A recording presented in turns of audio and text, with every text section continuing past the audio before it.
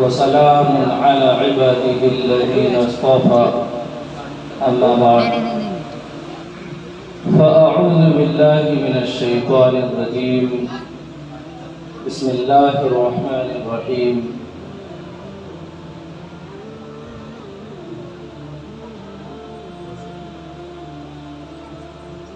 या अय्युहल्लज़ीना आमनू अलैकुम अनफुसकुम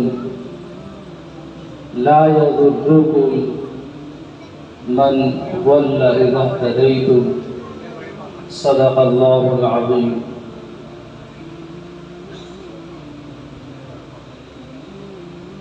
क़ालन नबिय्यु सल्लल्लाहु अलैहि वसल्लम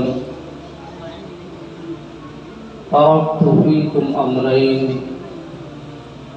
लन तज़िल्लू मा तमस्सक्तुम बिहिमा किताबुल्लाह व सुन्नतु रसूलिही औ कमा क़ाल नबिय्यु सल्लल्लाहु अलैहि वसल्लम। दोस्तों, बुजुर्गों और मकतब के तमाम बच्चे,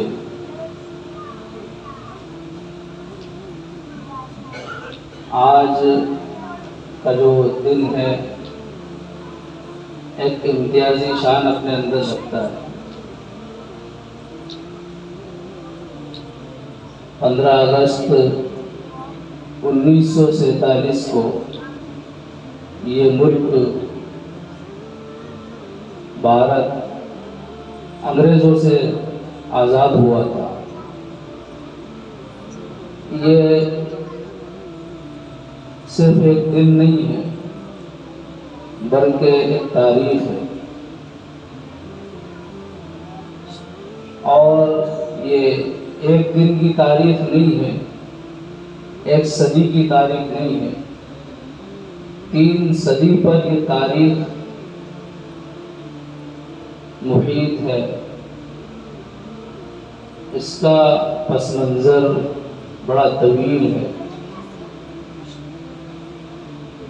जश्न आज़ादी के प्रोग्राम के इस मौके पर हम सब को संजीदगी के साथ कुछ बातों को समझना है और उनको अमल में भी लाना है।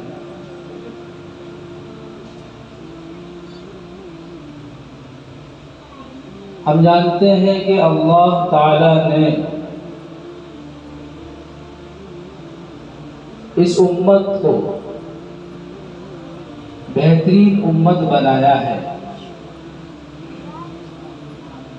ये उम्मत अफजल उम्मत है। सारी उम्मतों से इस उम्मत का मर्तबा बढ़ा हुआ है। अल्लाह ताला ने कई खुसूसियात से इस उम्मत को नवाजा है। लेकिन अगर आज हम हालात का जायज़ा लेते हैं तो ये उम्मत हमें पसपाई के अंदर नज़र आती है, जिसकी वजह से हमारे भोले भाले मुसलमान गलत फहमी का शिकार हो जाते हैं।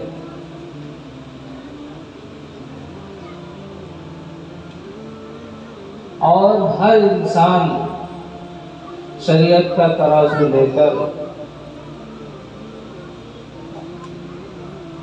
नए मसाइल को जो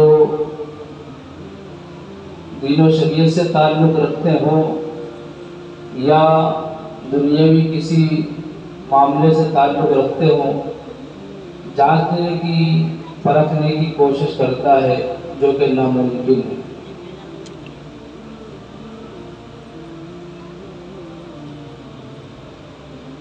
दोस्तों, बुजुर्गों, ये इतना आसान मसला नहीं है कि जिसको हर कस व नाकस परख सके, और इतना संगीन भी नहीं है कि कोई समझा ना पाए।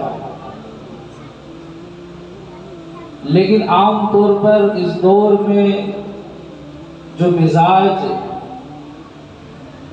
बनता जा रहा है वो बहुत ही मौलिक है। आगे चल के इसके असरात बहुत खतरनाक जाहिर होंगे।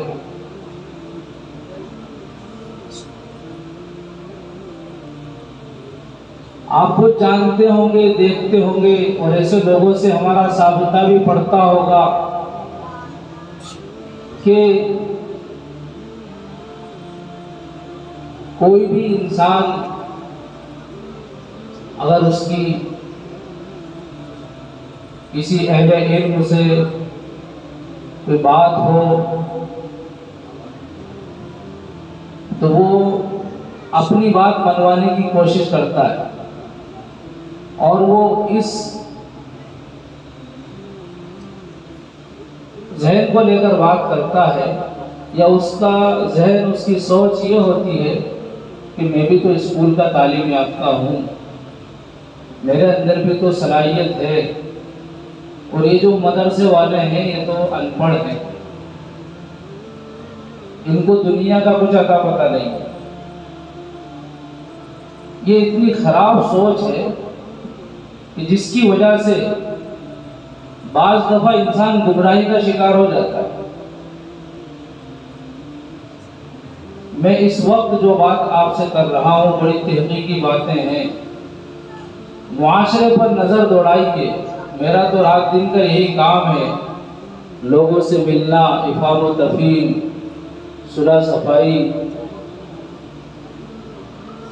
लोगों तक हक को पहुँचाना, किसी तरह उम्मत को एक प्लेटफॉर्म पे लाने की फिक्र और कोशिश करना, ये हमारा अमली मैदान है। तो दोस्तों, बुजुर्गों, मगरिब ने जिस रुख पर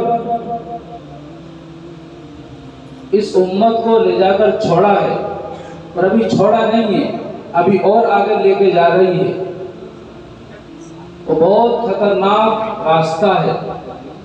अगर आज हमने और हम में से हर समझदार शख्स ने इस बात की फिक्र और कोशिश नहीं की तो आगे चल के हालात और बिगड़ेंगे। मुआशरा बद से बदतर और बदतर से बदतरीन होते चले जाएगा, और हो रहा है। कोई इंसान किसी की बात मानने को तैयार नहीं है, वो अपनी बात मनवाना चाहता है। जबकि ये मदरसे के मौलाना, उलामा ये जो बात करते हैं तो ऐसा ही नहीं है कि जहन में कोई बात आई और उसको बयान कर दिया या किसी के सामने पेश कर दिया या किसी को खामोश करने के लिए वो अपनी बात कह रहे हों। बल्कि एक बात बीच में जिक्र करता हूँ जो अक्सर हमने अपने बुजुर्गों से सुनी है कि मदरसे में पढ़ा हुआ तालिब इल्म या मदरसे का पढ़ा हुआ कोई भी शख्स, अब जिसने जितनी मेहनत की उस एतबार से उसको अल्लाह इल्म से नवाजता है। हाफिज है, आलिम है या मुफ्ती है, या उसने कुछ नहीं पढ़ा, ऐसे ही पढ़ाई छोड़ दी, ये सब गुमराही वाले रास्ते से बचेंगे। उसकी वजह यह है कि इनके दिलों में मदरसे से और मदरसे वालों से अकीदत होती है, दिली तौर पर मोहब्बत होती है। और जो इंसान मदरसे के रख रखाव से वाकिफ नहीं है या वाकिफ है लेकिन उनको उससे मोहब्बत नहीं है तो वो गुमराही का शिकार हो जाता है। ऐसे वाक़यात कई हैं। आज का जो तबका है, खुसूसन नौजवानों का तबका, वो उलमा की बात मानने के लिए तैयार नहीं है। वो अपनी बातों को दुनियावी या असली उलूम के जरिए से मनवाना चाहता है, अकली दलाइल देकर वो समझाना चाहता है। जबकि दीन को समझने के लिए अक्ली दलाइल की भी कहीं कहीं पे ज़रूरत पड़ती है, लेकिन असल वो है जो हमारे नबी सल्लल्लाहु अलैहि वसल्लम से, उनके बाद सहाबा से और सिलसिला ब सिलसिला जो नकल होते हुए आए वो दलाइल हैं, और उनकी वही असल वजह है जिनके ज़रिए से बात मानी जाएगी और मानना चाहिए। लेकिन ज़हन इतना बिगड़ चुका है कि मानने के लिए तैयार नहीं है। यहाँ तक कि जैसा कि मैंने देखा है, जिस इलाके में मैं रहता हूँ, ज़्यादातर बड़े बड़े अपने बुजुर्गों की शान में गुस्ताखियाँ कर देते हैं। यहाँ तक कि इमाम आज़म अबू हनीफा रहमतुल्लाह अलैह को भी नहीं छोड़ते। ये इतना बड़ा मुबालता है और इतना गलत रुख है कि वहाँ से लौटने के लिए रास्ता नहीं मिलेगा। शायद कि मैं किसी तरह अपनी बात आपको समझा पाऊँ।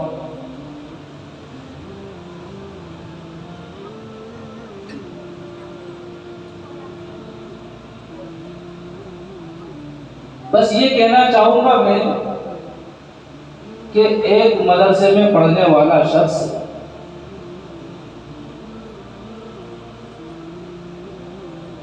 वो जब पढ़ के फारिग होता है तो वो किसी भी चीज़ को उसकी अलिफ बे की तरतीब से सीखते हुए जाता है। उसके बाद उसके अंदर उसको मालूमात या महारत होती है, या उसको समझने की या समझाने की सलाहियत पैदा होती है।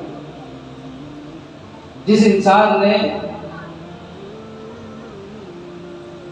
उस तरतीब पर इल्म हासिल नहीं किया, या उसने सिर्फ सुनने पर इक्तिफा किया, मालूमात पर इक्तिफा किया, वो भी दीन को समझ नहीं सकता। इसलिए कि दीन और शरीयत को गहराई से समझने के लिए उसके इल्म में महारत जरूरी है, और ये काम सिर्फ उलमा का है। आवाम का काम सिर्फ इतना है कि वो उनके बताए हुए रास्ते पर चले। अगर ये काम आवाम के हवाले कर दिया जाएगा तो आगे चल के और बिगाड़ पैदा होगा। लेकिन आए दिन इसके मुतालबे होते हैं और हो रहे हैं, और अल्हम्दुलिल्लाह कुछ लोगों को समझ में आती भी है बात। कल ही 3 लोग आपके ही आदमी के बातचीत हुई, उनसे कहते हैं कुरान असल मेयार है, कुरान पर आना चाहिए। अब जरा खुद आप अपने जहन से सोचिए कि हम लोगों से ज्यादा जो हमसे पहले जो बुजुर्ग उलमा गुजर गए हैं, क्या उनसे ज्यादा समझ है हमारे अंदर? नहीं है। यहाँ तक कि नबी अकरम सल्लल्लाहु अलैहि वसल्लम की उस हदीस की रूह से जिसमें आपने फरमाया था कि हर पहले वाला ज़माना बाद वाले ज़माने से अच्छा होगा, हर पहले वाला ज़माना बाद वाले ज़माने से अच्छा होगा। एक बुजुर्ग है, उनका वाक़या तो याद है मुझे, लेकिन नाम मेरे ज़हन में नहीं है।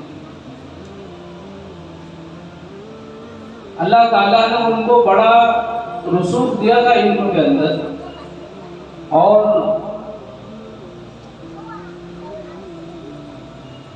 उन्होंने इल्मी एतबार से बड़ा काम किया, अहादीस की बड़ी खिदमत की, दूर दराज मुल्कों के सफ़र किए और हदीस को इकट्ठा किया, उम्मत तक पहुंचाया, हदीस के पैगाम को उम्मत को समझाया। बड़े काम होंगे। उन्होंने जो है निकाह नहीं किया था, शादी नहीं की थी।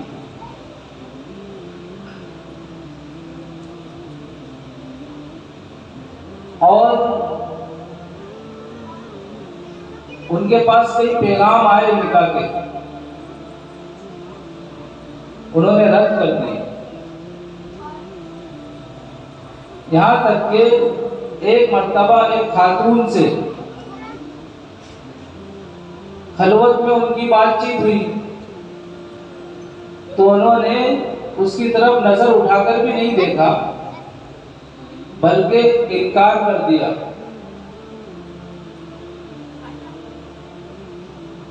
सिलसिला ऐसे ही चलते रहा, यहाँ तक कि अपने बुढ़ापे की उम्र को पहुंचे और इल्म में और मजबूती आई, काम और आगे बढ़ा, खिदमत आगे बढ़ी। एक दिन बैठे हुए थे, किताब सामने खुली हुई थी, अचानक ख्याल आ गया कि काश कि उस दिन वो जो खलवत में उससे बात हुई थी कुछ कर गुजरता तो एक चीज का और तजर्बा हासिल होता। फौरन जो है इफाका हुआ, इस बात से उठे अपनी जगह से और नमाज पढ़ी और तौबा किया। बहुत रोए, बहुत रोए। उन्होंने अल्लाह ताला से इल्तिजा की। गौर से सुनिएगा। तो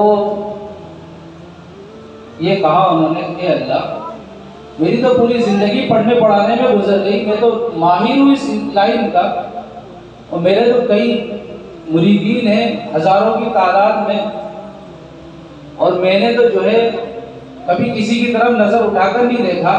और आज जबकि पूरा इलाका मेरे इल्म से फैज़याब हो रहा है और मेरी खिदमत बहुत ज्यादा है, वसी पैमाने पर, आज मेरे दिल में अचानक ऐसा ख्याल क्यों आ गया?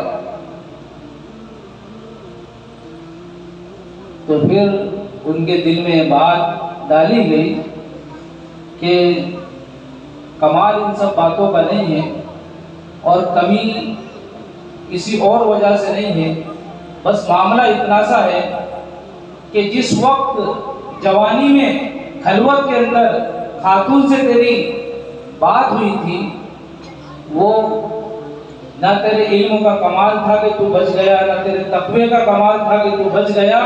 सिर्फ फर्क इतना है कि वो जमाना हमारे नबी के जमाने से करीब था, इसलिए बच गया। और ये जो जमाना है ये नबूवत के जमाने से दूर वाला जमाना है, इसलिए ये ख्याल तेरे दिल में आया।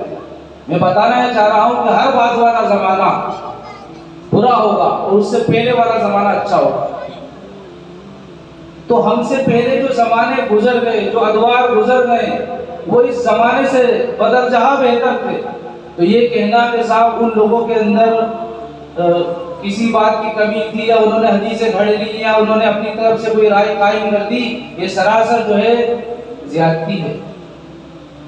और ऐसी सोच रखने वाला इंसान इतनी आगे जाएगा कि पीछे पलटने का रास्ता नहीं होगा, यानी उसका मुकद्दर सिवाय गुमराही के कुछ नहीं है। ये एक अलग मसला है कि अल्लाह किसी को हिदायत से नवाज दे। आज उम्मत मुस्लिमा जो उलमा से दूरी इख्तियार कर रही है और बराह रास्त कुरान और हदीस को समझना चाहती है, ये तरीका हमारे बुजुर्गों में या उम्मत मुस्लिमा के अंदर संजीदा अफराद में कभी नहीं रहा। ये तहरीकें चलाई गई गुमराहकुन अकायद वालों की तरफ से या उन लोगों की तरफ से जो उम्मत को बांट देना चाहते हैं, फिरकों में कर देना चाहते हैं, जो उम्मत की ताकत को, उम्मत की एकता को खत्म करना चाहते हैं, उनकी तरफ से प्रोपेगेंडे चलाए गए। और आज उम्मत में जो है इस तरह का इंतशार बर्पा कर दिया गया। दोस्तों बुजुर्गों, ऐसा कोई पहली बार नहीं हुआ।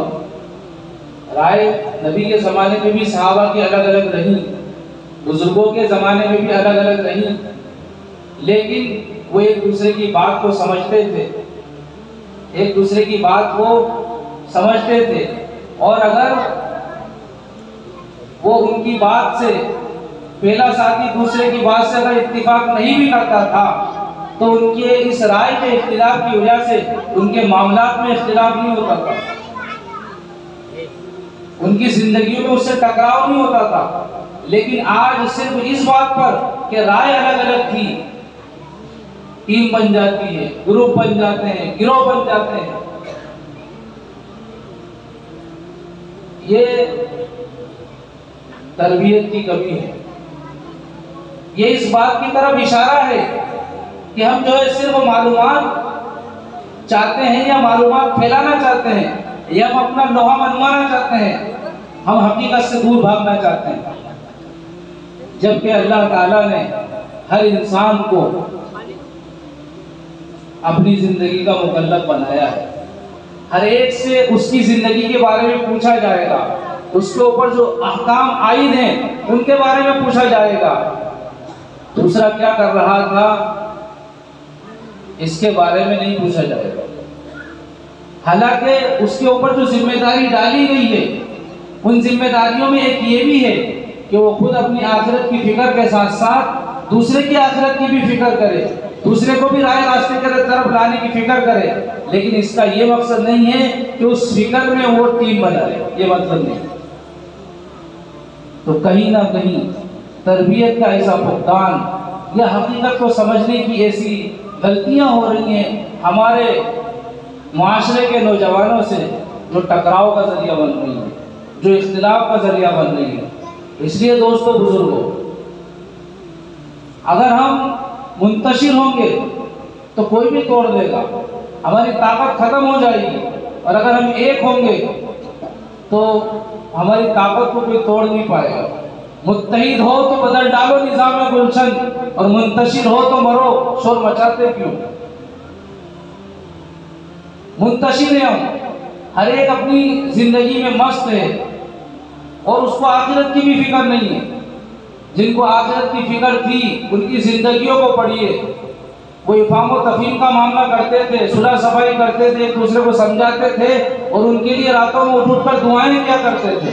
लेकिन आज घंटों जो है बहस व मुबाहिसे होते हैं और उसके बाद हर एक अपने गिरोह में जाकर वो कहता है मैंने ऐसा कर दिया था, मैंने ऐसा कर दिया था, मैंने उसको ये सब खामोश कर दिया था, और वो भूल जाता है कि मेरे बात करने का मकसद क्या था।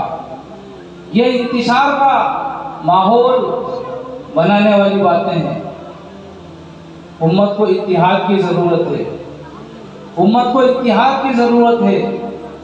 और नबी अकरम सल्लल्लाहु अलैहि वसल्लम की लाई हुई शरीयत ऐसी नहीं है कि उसमें कोई टकराव हो, बल्कि अल्लाह ताला ने अपने प्यारे हबीब सल्लल्लाहु अलैहि वसल्लम की हर अदा को उम्मत के लिए राह नजात बना दिया। अगर टकराव होता तो इस तरह होता कि किसी मसलक में एक रकात में एक रुकू है तो किसी में एक रकात में दो रुकू होते, अब होता टकराव। लेकिन ऐसा कहीं भी नहीं है। हर मसलक में एक रकात में एक ही रुकू है, एक रकात में दो ही सजदे हैं। कहीं पर ऐसा टकराव नहीं है कि वहाँ 3 सजदे हैं, वहाँ 2 सजदे हैं, वहाँ 4 सजदे हैं, ऐसा कहीं नहीं है। तो पता ही चलता है कि हमारे नबी सल्लल्लाहु अलैहि वसल्लम की जो अदाएं थी, अल्लाह ताला ने उन अदाओं को चारों तरफ फैला दिया। कोई इस पर अमल कर रहा है, कोई उस पर अमल कर रहा है। कहीं ये इस बात की तरफ जर्रे के बराबर भी कोई ऐसा पैगाम नहीं मिलता, ये इस बात का इशारा नहीं मिलता कि अल्लाह ताला उम्मत को जो है तोड़ना चाहता है। ऐसा नहीं, अल्लाह ताला तो उम्मत को जो है एक प्लेटफॉर्म पे देखना चाहता है। और अल्लाह ताला ने जिस तरह दुनिया को दारुल इम्तिहान बनाया, तो इम्तिहान के लिए जहाँ दीगर चीज़ें रखी हैं, ये देख रहे हैं अब, ये दुकान, ये मकान, ये घर, ये कारोबार, ये बीवी बच्चे, दोस्ती यारी, और ये दुनिया की रंगरलियाँ और ये चमक दमक, ये सब क्या है? ये सब इम्तिहान है। इसी तरह ये इख्तिलाफ भी एक इम्तिहान है। इख्तिलाफ के अंदर हम देखते हैं कि तुम क्या दूसरों की इज्जतें उछालने में लगे हुए हो, या तुम दूसरों की आखिरत की फिक्र करना चाहते हो। अगर फिक्र करना चाहते हो तो समझाओ और उसके बाद दुआएं करो। लेकिन ये पैगाम कहीं नहीं मिलता कि टीम बना लो और उनकी इज्जतों को जो है उछाल दो। तो ये इख्तिलाफ भी एक इम्तिहान के दर्जे में है। पूछा जाएगा इस इख्तिलाफ को लेकर जो अइम्मा के दरमियान था, उलामा के दरमियान था, इस इख्तिलाफ का तुमने क्या किया?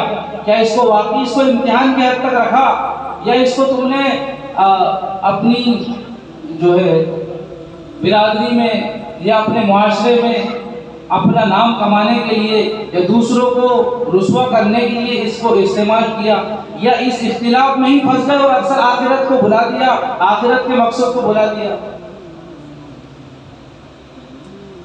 दोस्तों बुजुर्गों, मेरी बातों का मुखातब सिर्फ नौजवान है, इसलिए कि मैं नौजवानों में उठता बैठता हूँ, इन्हीं में काम करता हूँ।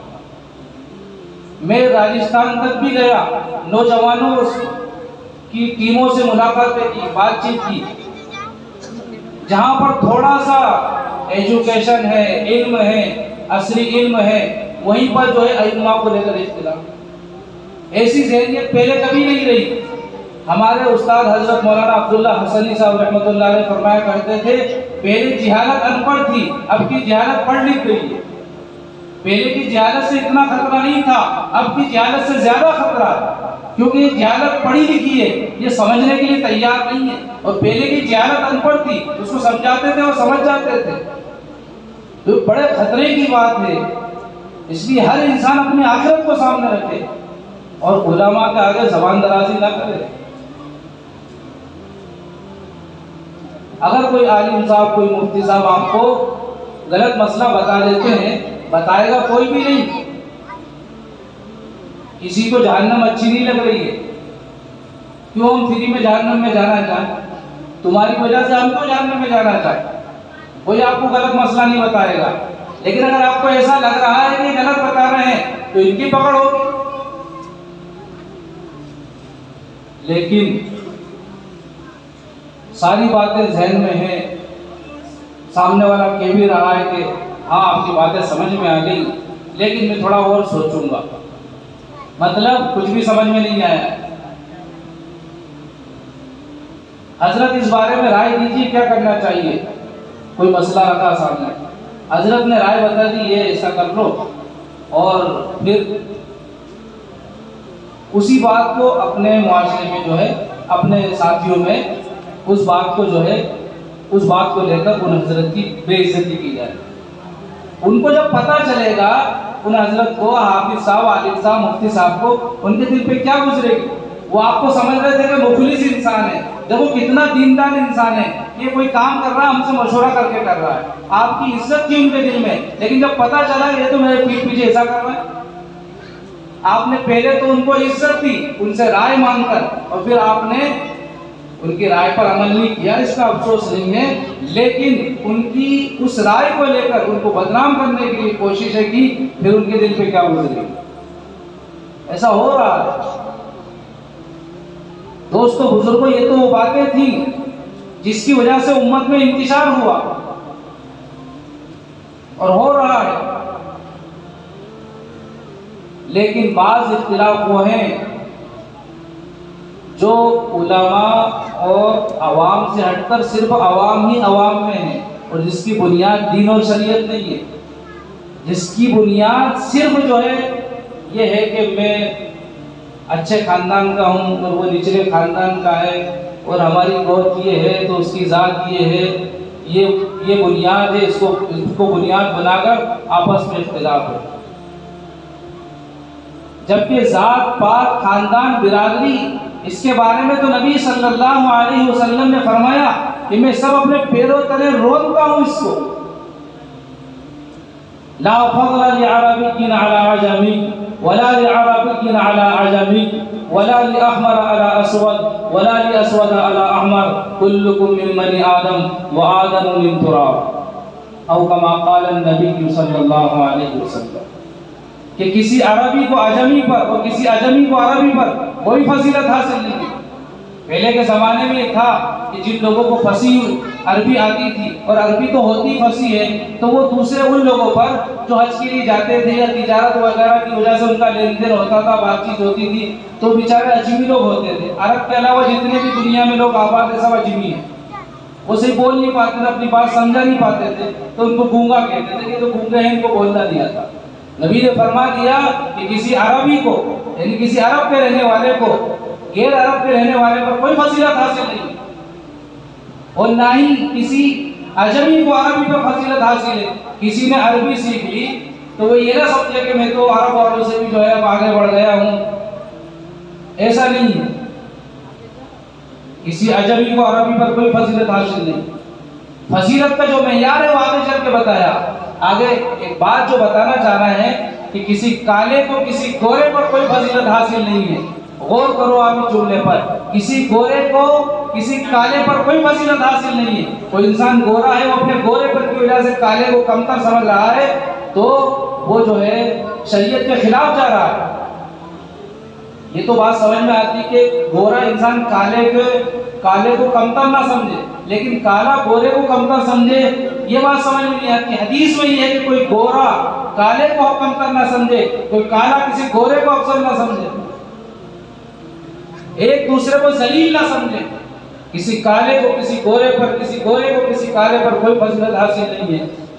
सोचने समझने की बात यह है कि नबी अकरम सल्लल्लाहु अलैहि वसल्लम ने जो बात आज से 1450 साल पहले बताई थी, वो आज दिखाई दे रही है कि वो अफ्रीकी लोग जिन्होंने दुनियावी एतबार से जो है असर और रसूख हासिल कर रखा है, वो गोरे लोगों को भी अहमियत नहीं देते।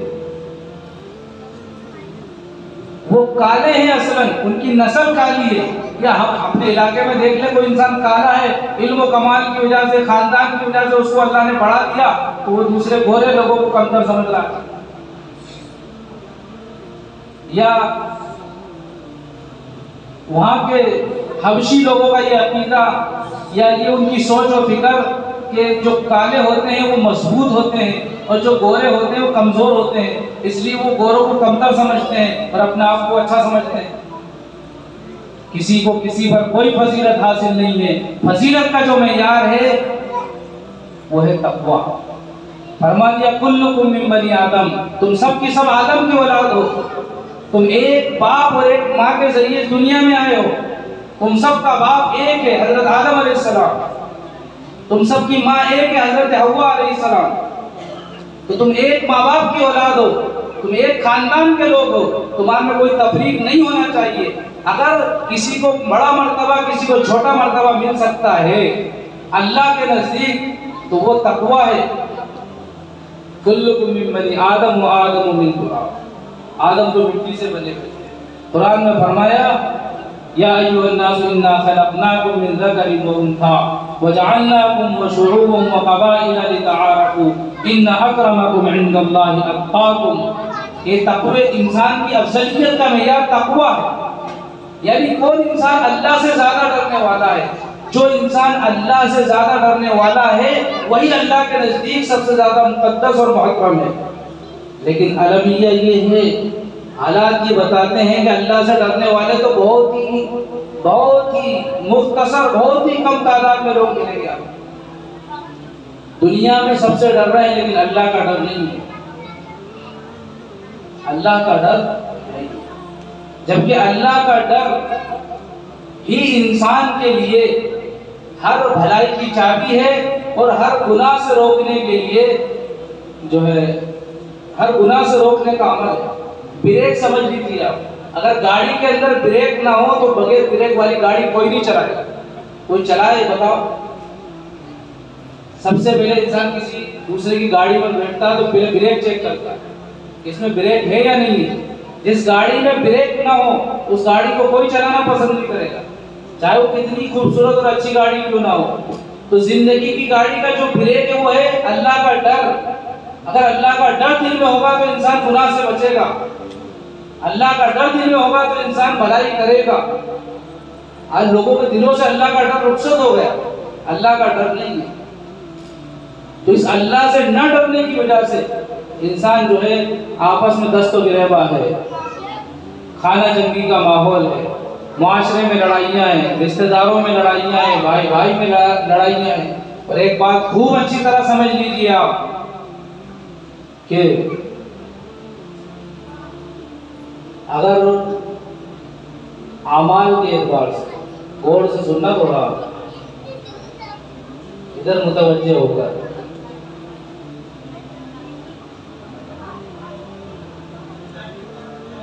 अगर आमाल के एतबार से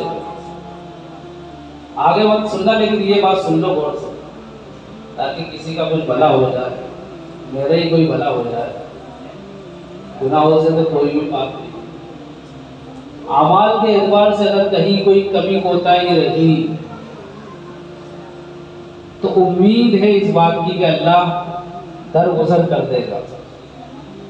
अमाल के एतबार से अगर कहीं पर कोई कमी कोताही रही तो उम्मीद है कि अल्लाह दरगुजर कर देगा।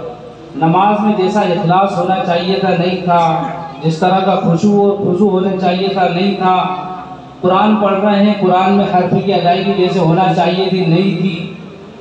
उम्मीद है कि अल्लाह दरगुजर कर देगा। लेकिन हुकूकुल इबाद का जहाँ तक मामला है, एक दूसरे के जो हुकूक इंसानों पर हैं वो अल्लाह माफ नहीं करेगा। सुन रहे हो आप लोग? एक दूसरे पर जो हुकूक है वो अल्लाह माफ नहीं करेगा। यहाँ तक के बगैर सींग वाली बकरी को सींग वाली बकरी ने दुनिया में मारा है तो कयामत में उसको सींग दिए जाएंगे और उससे कहा जाएगा इससे अपना बदला ले ले।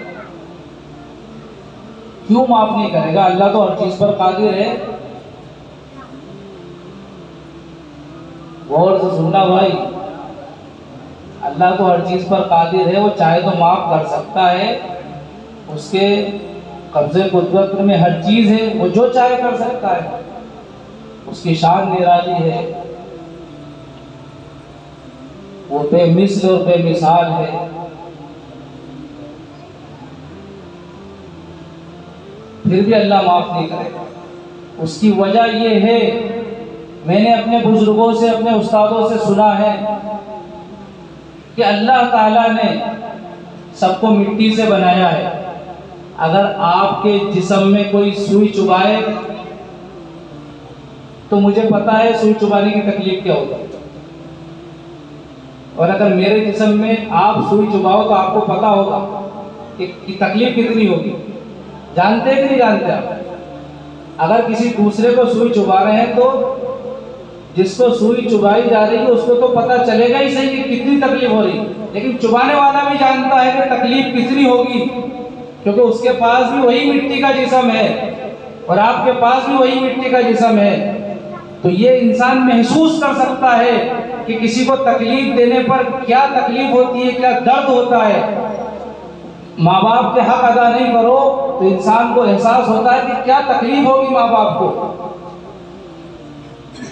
एक इंसान दूसरे इंसान के हुकूक अदा ना करे तो उसको पता होगा कि इस हक को मारने की क्या तकलीफ है। अगर कोई आपकी बहन बेटी को गलत नजर उठाकर देखे तो आपको पता है कि इसकी तकलीफ क्या है।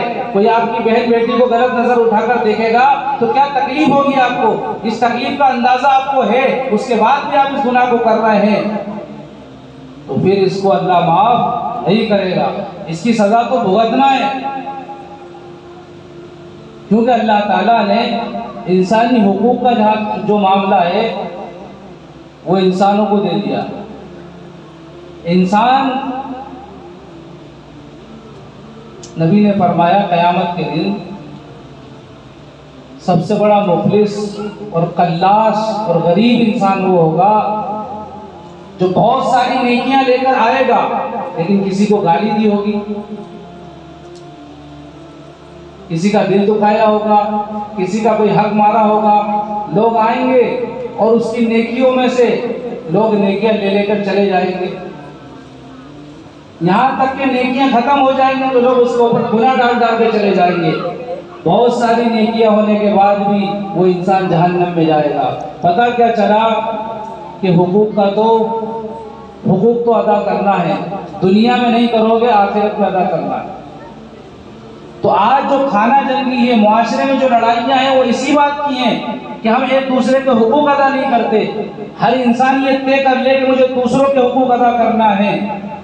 आपने एक जुमला सुना होगा, हुकूक व फराइज, हालांकि दोनों की एक ही माने हैं। अगर हर इंसान फर्ज अदा करता रहे, और फर्ज का मतलब ये है कि अल्लाह ताला ने मुझे बाप बनाया है तो औलाद का क्या हक है, माँ बनाया है तो बच्चों का क्या हक है, मुझे शौहर बनाया है तो बीवियों का क्या हक है, भाई बनाया है तो बहनों का क्या हक है, उस्ताद बनाया है तो शागिर्दों का क्या हक है, इमाम बनाया है तो मुक्तदियों का क्या हक है। हर इंसान अपने अपने आप को चेक करें कि मैं किस मेयार पर हूँ, मेरे साथ क्या क्या जिम्मेदारियां हैं। ये सब जिम्मेदारियां फराइज के दर्जे में हैं। अगर इन फराइज को अदा करते रहोगे, हुकूक खुद ब खुद अदा होते रहेंगे। और जब इंसान हुकूक अदा करता रहेगा तो फिर किसी के साथ ज्यादती नहीं होगी, और ज्यादती नहीं होगी तो खाना जंगी नहीं होगी, मुआशरा नहीं बिगड़ेगा, लड़ाइयाँ नहीं होंगी। आज लड़ाइयाँ इस बात की हैं कि एक दूसरे के हुकूक अदा नहीं करते। दोस्तों बुजुर्गों, ऐसे पुरफितन दौर में सबसे ज़्यादा ज़रूरत इस बात की है कि पहले नंबर पर जो मैंने जिक्र किया कि उलमा की बातों को आप माने, ज़बान दराजी ना करें।